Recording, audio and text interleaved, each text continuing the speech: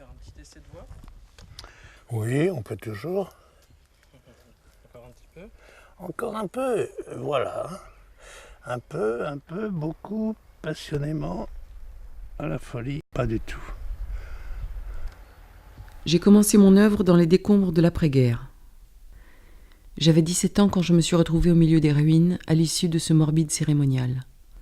Je peindrais pour éveiller le cœur de l'homme, pour lui apprendre de nouveau à sourire, à croire en la vie.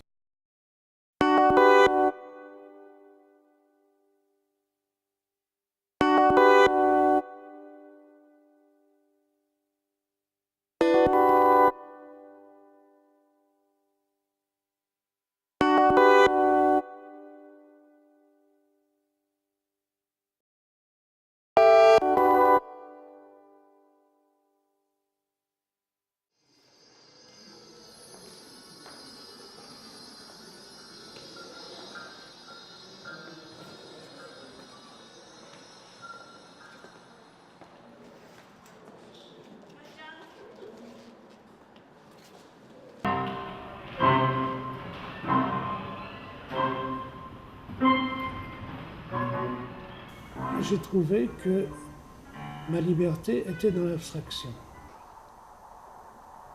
On s'arrête dessus et on s'interroge.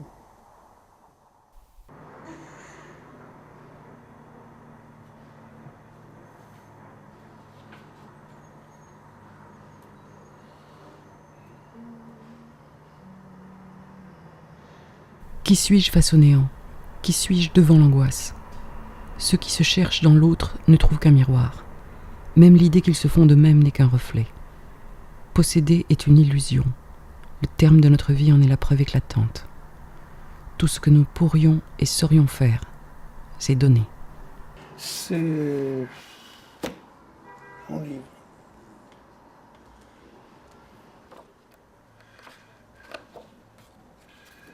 Si toutefois ça vous choque pas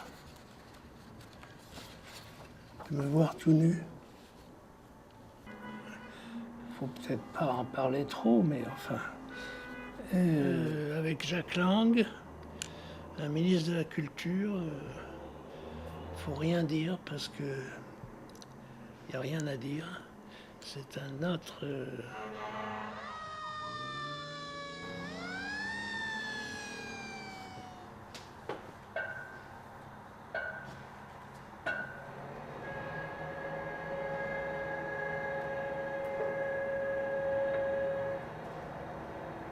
Juin 1952. Recherche de l'image émotionnelle. Pousser l'exécution jusqu'à l'os. Pas de barbouillage, mais évidence dans l'écriture. On a toutes les chances, quoi.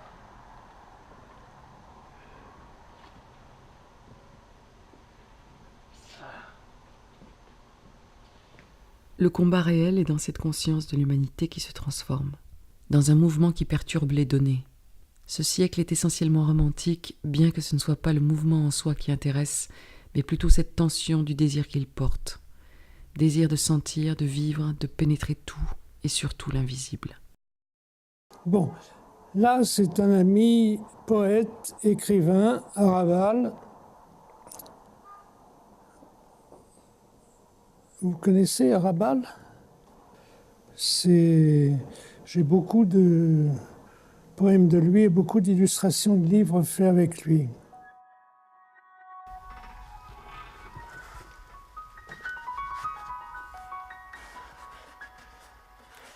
Mutiné. Mutiné, tu voulais aborder les sphères siamoises, chanter la révolte du péché. Voilà. Un dessin. Révolté.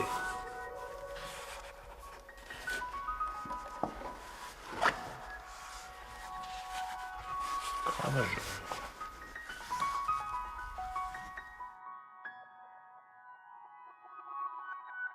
Ravageur, tu voulais au QG du hasard bâillonner l'hallucination acoustique, le malaise muet, la fascination morbide. De valeur cul par-dessus tête.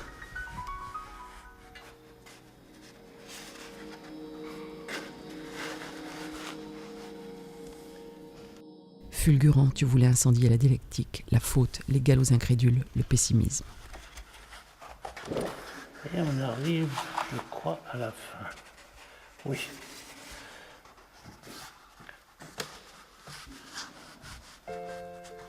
Ça, c'est mon studio en France, dans le midi de la France. Vous voyez? Une petite maison, quoi. Dans le jardin d'Elvire, on a vu un navire, une jolie corvette au milieu des violettes. Dans la vigne sauvage, sans homme d'équipage, les petits pois montaient, les matelots chantaient. Il y a 100 marins dans mon jardin. Le vent souffle sur les buissons, serré le volant d'Artimon. Le vent mollit sur l'aubépine, gabier largué la brigantine. Ohé, ohé du bateau.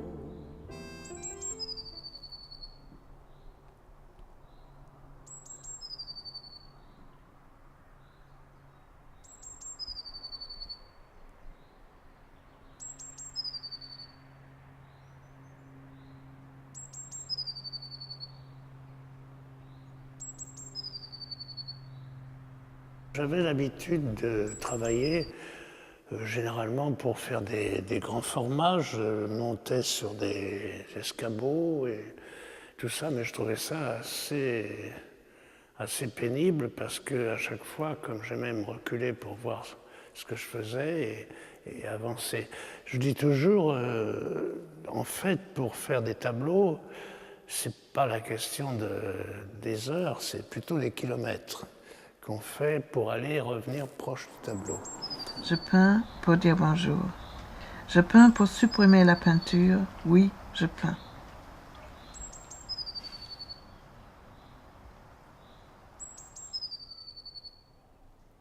Reconnaissons qu'elle nous gêne parfois, cette émotion. Mais c'est dans cette bataille pour l'éliminer par l'acte créateur qu'elle nous prouve la nécessité de son existence. Voilà. Ils rentrent par là dans les arbres, ils viennent de là-bas. Et là-bas, c'est l'Italie.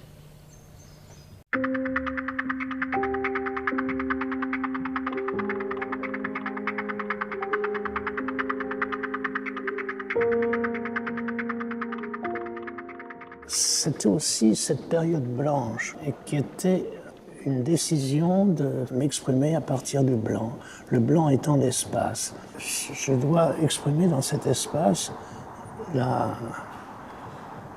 maximum de ce que je ressens. On est toujours confronté à l'espace. Et là, c'est le blanc qui jouait la fonction d'espace. Ce sens du vide qui, en même temps, est très prenant, parce que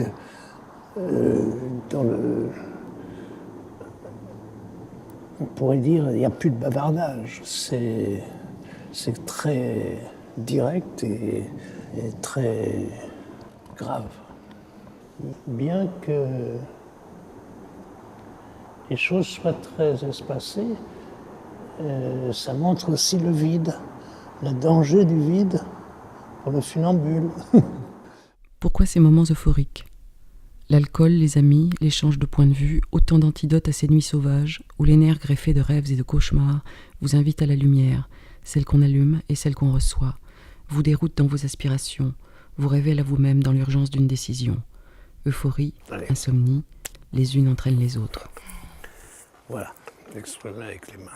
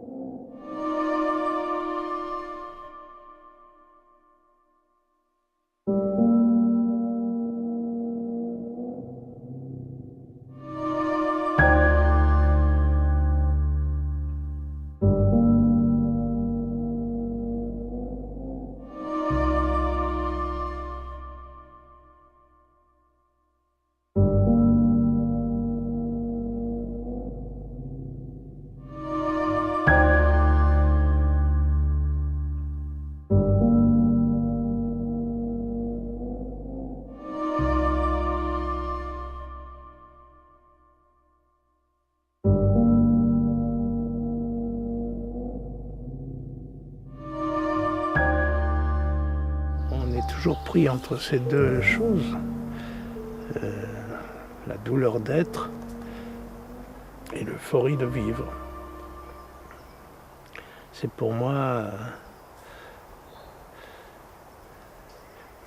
une juxtaposition quotidienne.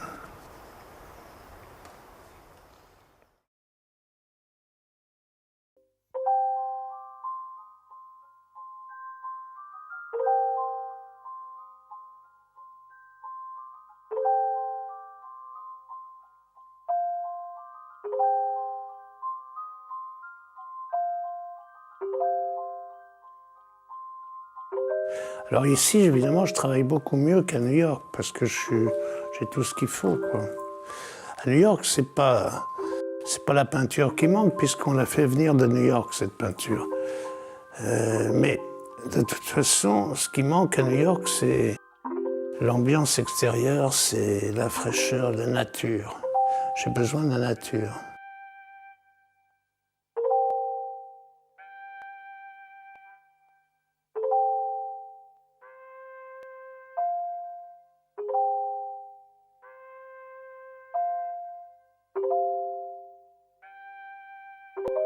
La couleur relève du mental plus que de l'environnement. Il m'arrive pourtant souvent d'être fasciné par le spectacle de la nature, l'orgueil du roc, sa verticalité irrespectueuse, l'étendue infinie de l'océan, les ciels tourmentés ou radieux. Attention à la bouteille de champagne. Hein. Ça, c'est pour me donner du courage. Il y a du soleil. Une fois l'acte créateur accompli, l'artiste retombe comme un animal inconscient de ce qu'il vient d'accomplir, l'œil ouvert ne sachant plus rien, attendant l'hommage d'où qu'il vienne, humble à tout jamais, jusqu'au moment où tout se déclenchera à nouveau dans l'angoisse et où il sera habité du fantastique orgueil d'être et de donner.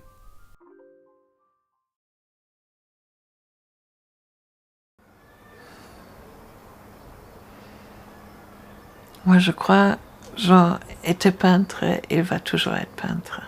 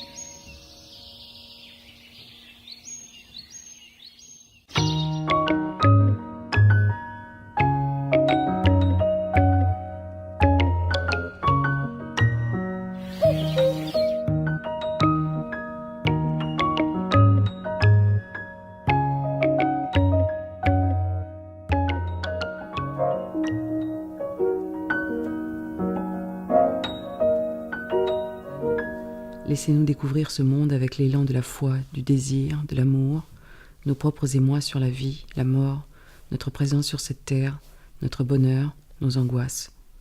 Tout cela parlera bien plus que vos méthodes déjà dépassées. Interdit d'atterrir. Oui, et à tout jamais. C'est le programme du siècle, c'est l'aspiration de tout être vivant. Voler de nos ailes d'amour, de nos désirs, de nos aspirations à la vie libre. Tracer dans l'espace nos vérités d'aujourd'hui qui, puisque vécues, seront aussi celles de demain. Si la chute est mortelle, elle ne concerne que notre corps. Le reste survivra.